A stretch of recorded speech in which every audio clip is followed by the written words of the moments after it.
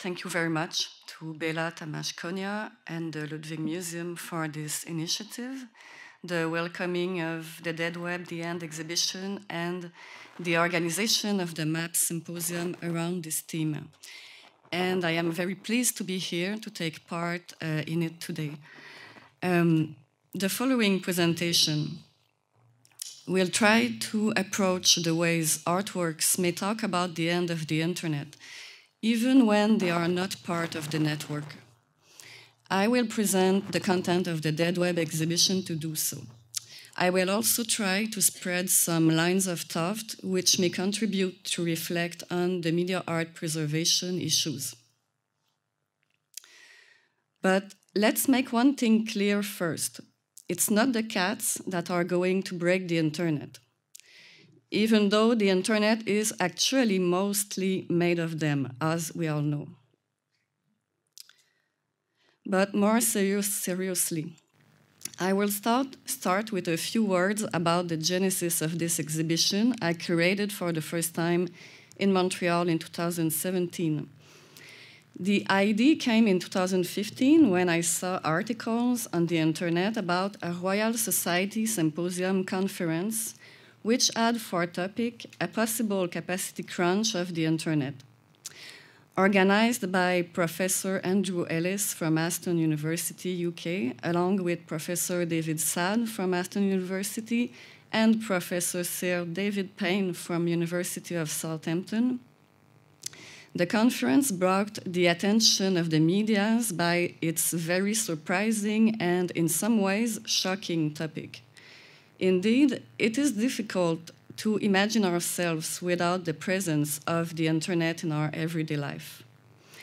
After reading these articles, I began to feel kind of obsessed with this idea and finally thought that the organization of an exhibition could be a good way to go beyond the first impression and explore the topic through art, which also sounded relevant to me. This double topic was, of course, already in the lens of art.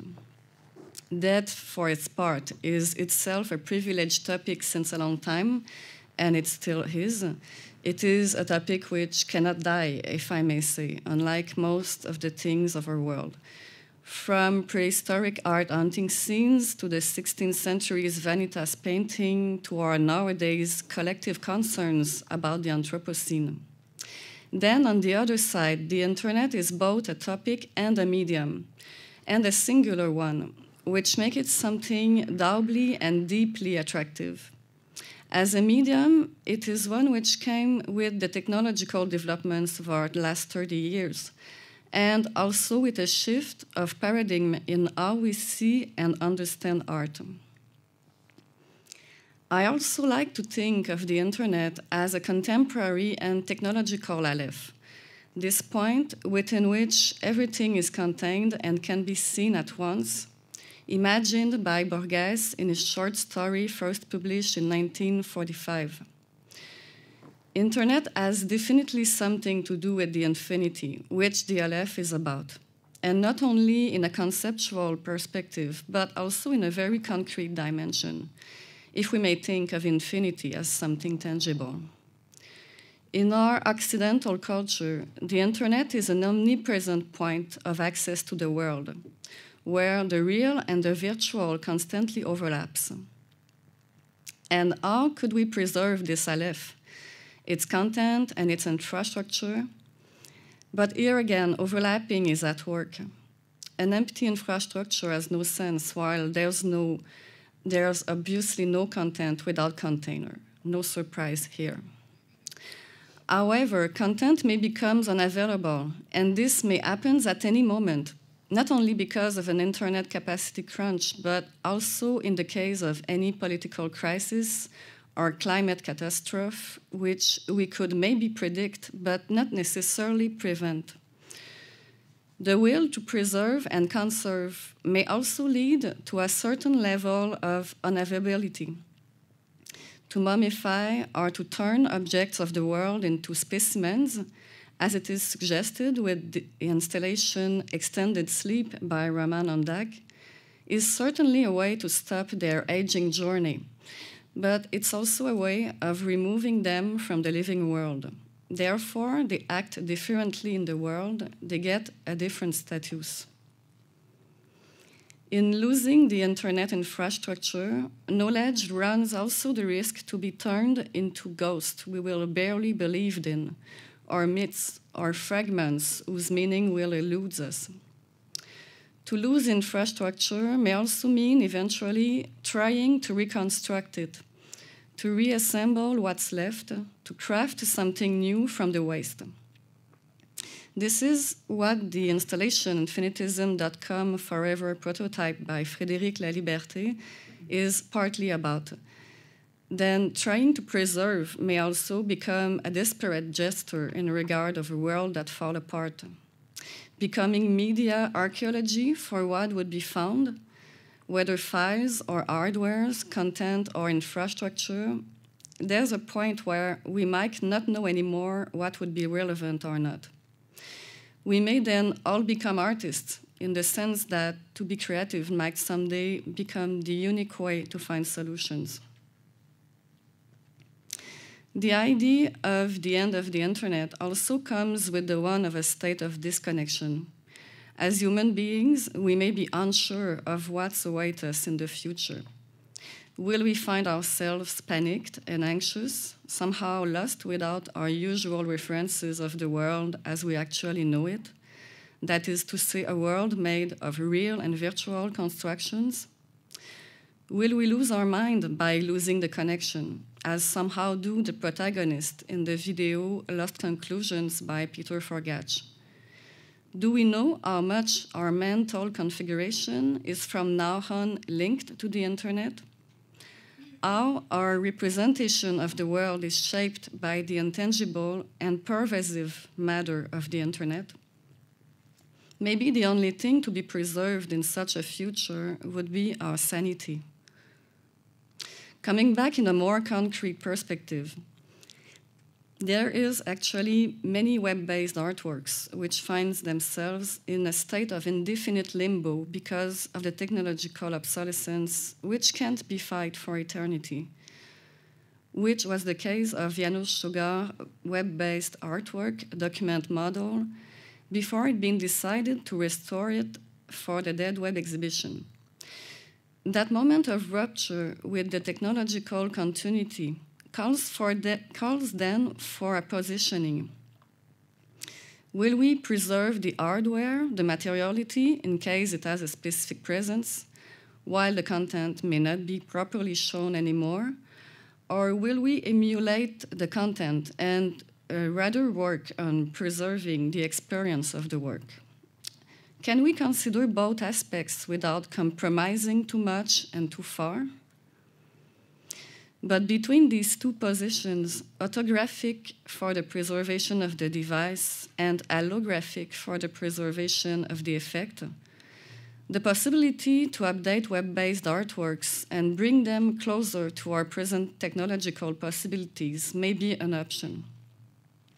Has it been made for the Pocket TV project initiated by Balázs Beati, which gathers 10 short video artworks which are this time disseminated through the museum space by being presented on as much tablets.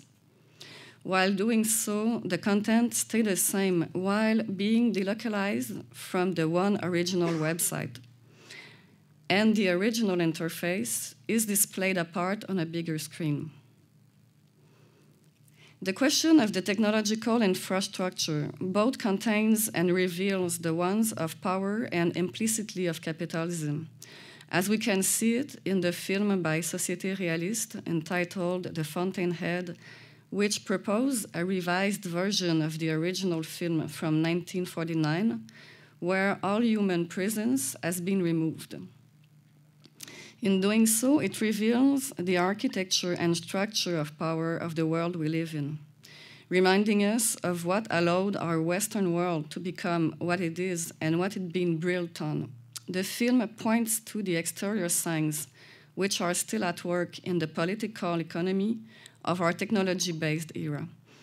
There's no doubt that capitalism has a role to play in our technological development and therefore in its preservation.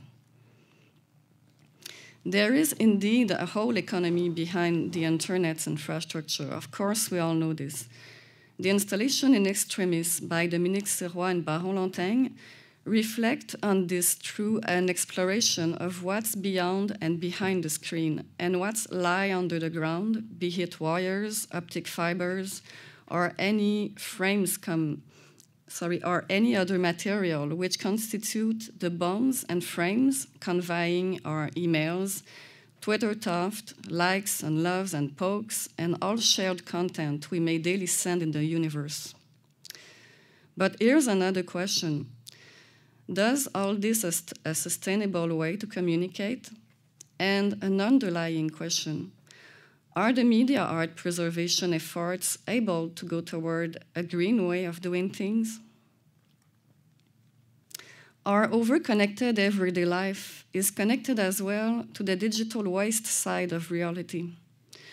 Working with recycling matter may at least point toward the problem.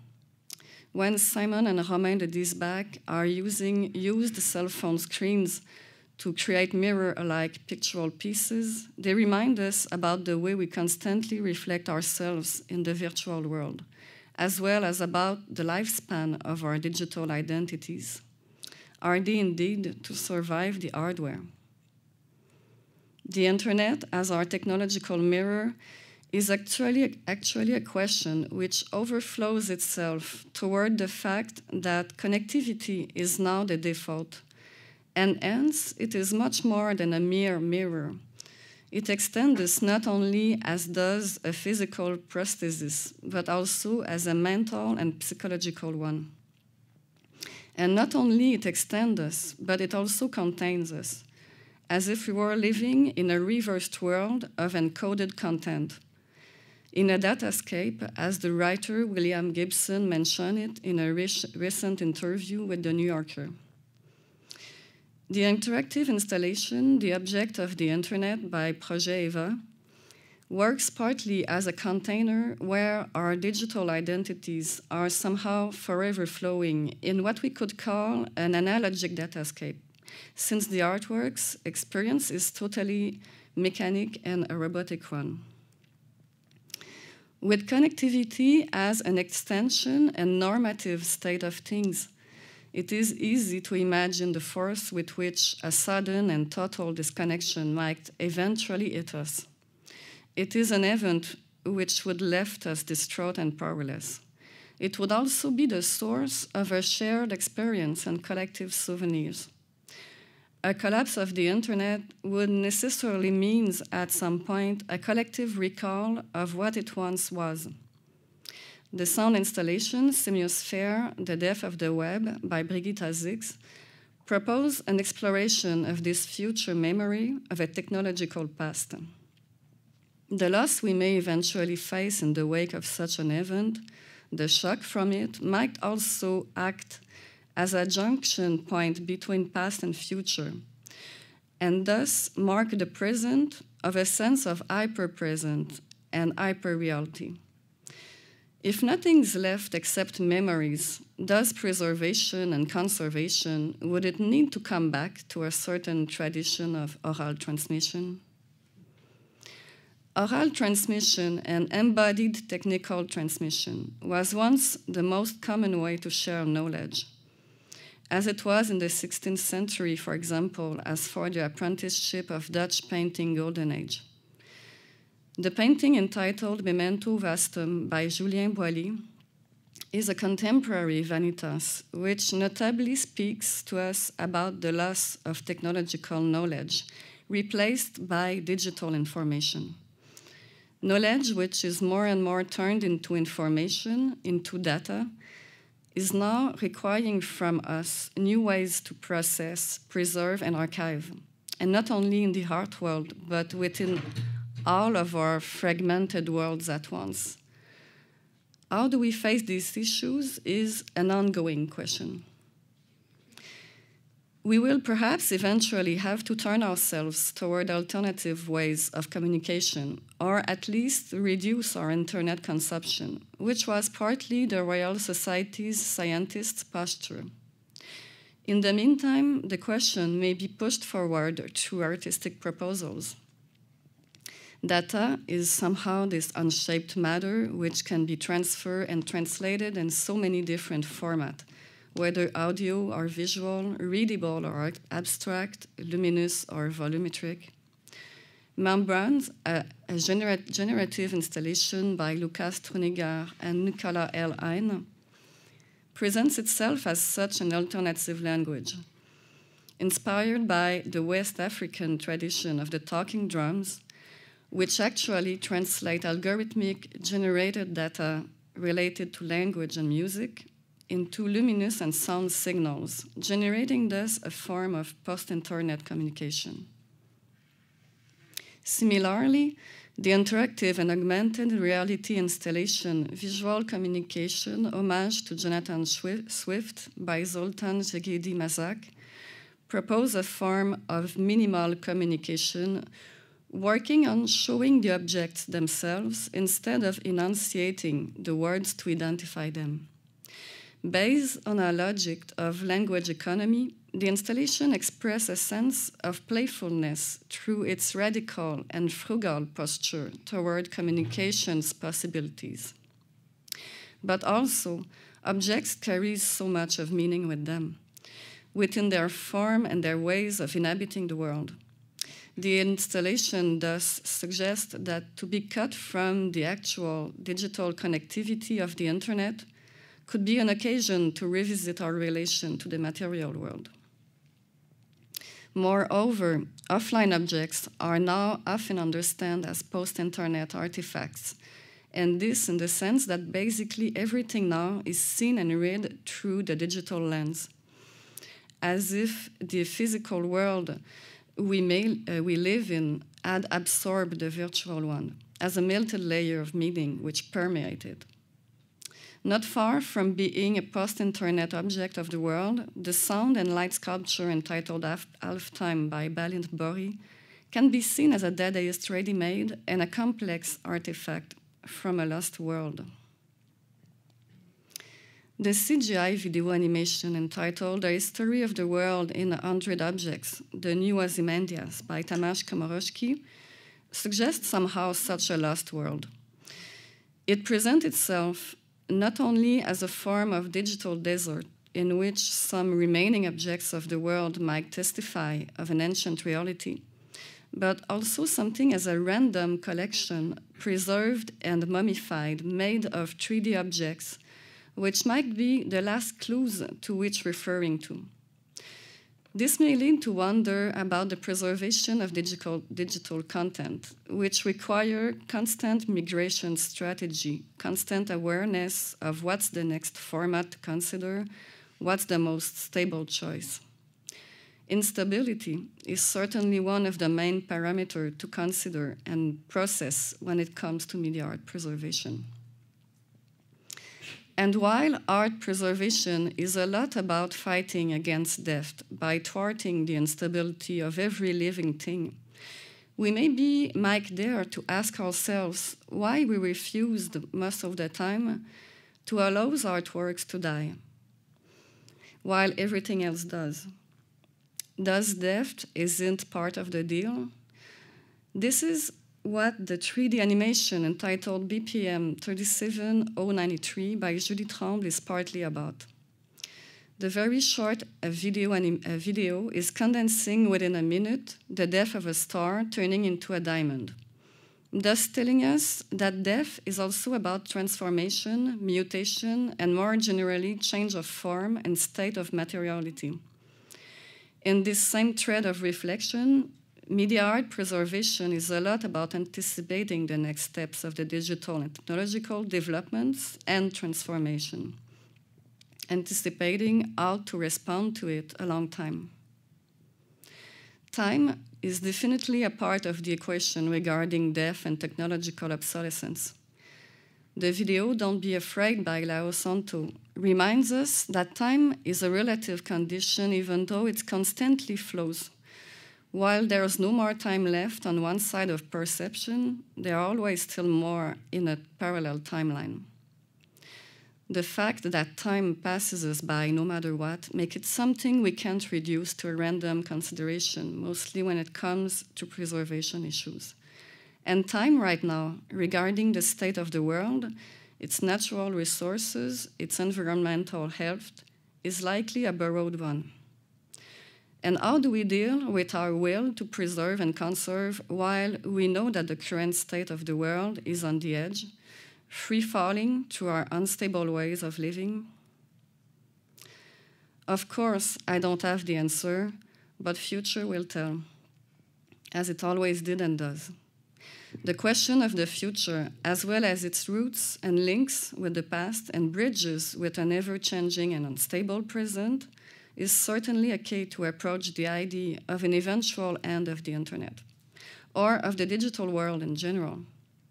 As the video entitled Lem by Julia Varney somehow tells us, future visions coming from the past may help us consider and read our present, whether or not we are about to lose the connection. Thank you very much.